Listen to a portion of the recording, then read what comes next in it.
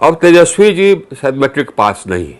लोग बताते हैं कि वो 9वीं फेल है या 7वीं फेल है। तो यदि ज़्यादा पढ़े लिखे नहीं हैं तो ये प्रांत को क्या देंगे, इनको ज़्यादा समझ होगा ही नहीं कुछ पर, क्योंकि प्रांत को चलाने के लिए पढ़ा लिखा होना आवश्यक है।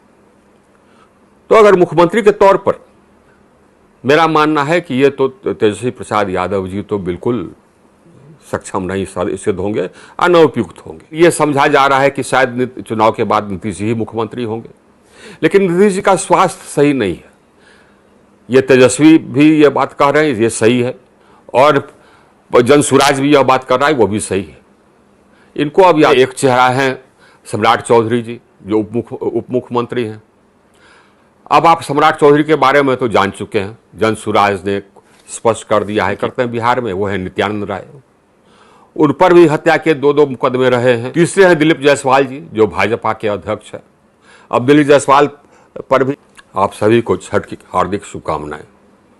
मेरी यह कामना है कि आपका पूरा परिवार, आपके पूरे परिवार पर सूर्य भगवान का, सूर्य देवता का आशीर्वाद बना रहे।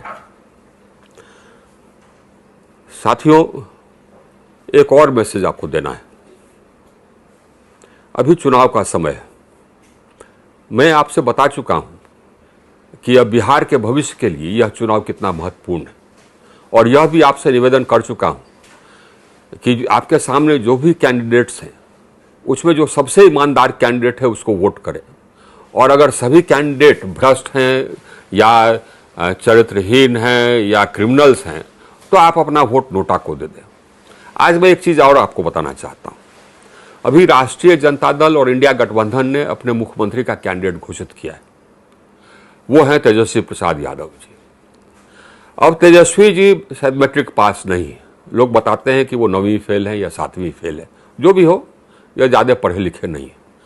तो यदि ज़्यादा पढ़े लिखे नहीं हैं तो ये प्रांत को क्या देंगे, इनको ज़्यादा समझ होगा ही नहीं, कुछ पढ़े लिखे ही नहीं हैं।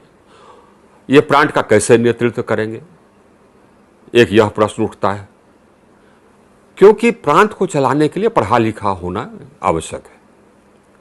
दूसरा यह भी पहलू है कि इनके ऊपर भ्रष्टाचार के मुकदमे चल रहे हैं, यह भी प्रश्न है। तो अगर मुख्यमंत्री के तौर पर मेरा मानना है कि ये तो तेजस्वी प्रसाद यादव जी तो बिल्कुल सक्षम नहीं सिद्ध होंगे, अनउपयुक्त होंगे। अब दूसरे कौन है? तो नीतीश जी हैं। भारतीय जनता पार्टी कहती है कि हम लोग नीतीश जी के नेतृत्व में चुनाव लड़ रहे हैं। यह नहीं कह रहे हैं कि उसके बाद, चुनाव के बाद नीतीश जी ही मुख्यमंत्री होंगे, लेकिन यह समझा जा रहा है कि शायद चुनाव के बाद नीतीश जी ही मुख्यमंत्री होंगे। लेकिन नीतीश जी का स्वास्थ्य सही नहीं है। ये तेजस्वी भी ये बात कह रहे हैं, ये सही है, और जनसुराज भी यह बात कर रहा है, वो भी सही है। इनको अब याददाश्त नहीं रह गई है और कुछ से कुछ करते रहते हैं। तो ज़्यादा दिन ये मुख्यमंत्री रहे भी, अगर मुख्यमंत्री पुनः चुनाव के बाद बनाए भी गए भाजपा द्वारा, तो ज़्यादा दिन चलेंगे नहीं। उसके बाद भाजपा अपना मुख्यमंत्री बनाएगी। तो भाजपा किसको मुख्यमंत्री बनाएगी? अब आप देख लें कौन कौन चेहरे हैं भाजपा के नेतृत्व में। भाजपा के नेतृत्व में एक चेहरा है सम्राट चौधरी जी, जो उप मुख्यमंत्री हैं। अब आप सम्राट चौधरी के बारे में तो जान चुके हैं, जनसुराज ने स्पष्ट कर दिया है कि हत्या के आरोपी रहे हैं, ज़्यादा पढ़े लिखे भी नहीं हैं, शायद 10वीं पास नहीं है, जैसा कि जनसुराज ने कहा। तो ये तो अब आप समझ जाएंगे कि कितने उपयुक्त होंगे मुख्यमंत्री बनने के लिए। दूसरे कौन है नेता? दूसरे नेता हैं भाजपा के, जो कि यहाँ पर भाजपा का संचालन करते हैं बिहार में, वो है नित्यानंद राय। उन पर भी हत्या के 2 मुकदमे रहे हैं, अपहरण के भी मुकदमे रहे हैं। तो वो भी उपयुक्त प्रतीत, वो तो आपराधिक पृष्ठभूमि के हो गए। तीसरे हैं दिलीप जायसवाल जी, जो भाजपा के अध्यक्ष है। अब दिलीप जायसवाल पर भी हत्या का आरोप रहा है और एक माइनॉरिटी का मेडिकल कॉलेज छीनने का आरोप रहा है। ये हैं भाजपा के कैंडिडेट्स। इसमें ये भी वैसे ही लोग हैं जैसे कि दूसरी तरफ राजद के हो। राजद का जो कैंडिडेट है, कम से कम उस पर हत्या इत्यादि का आरोप नहीं है, लेकिन भ्रष्टाचार का तो आरोप है। और पढ़े लिखे का तो खैर आप सुन ही लिए कि कौन कितना पढ़ा लिखा है।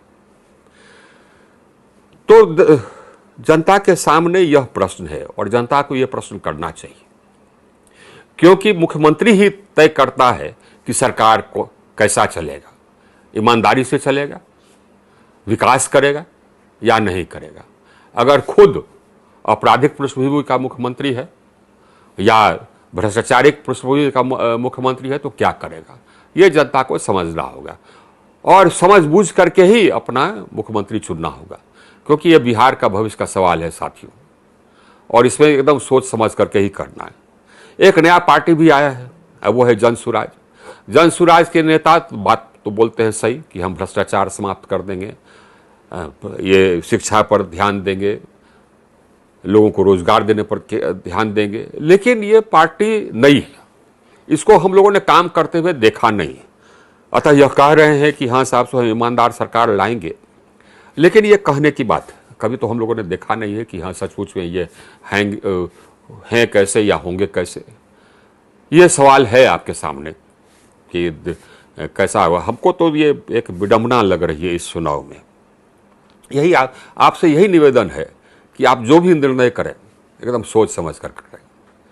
बहुत बहुत धन्यवाद और छठ मैया का आशीर्वाद आप सभी को प्राप्त हो, सूरज भगवान का आशीर्वाद आपके और सभी आपके पूरे परिवार को प्राप्त हो और बिहार को भी प्राप्त हो।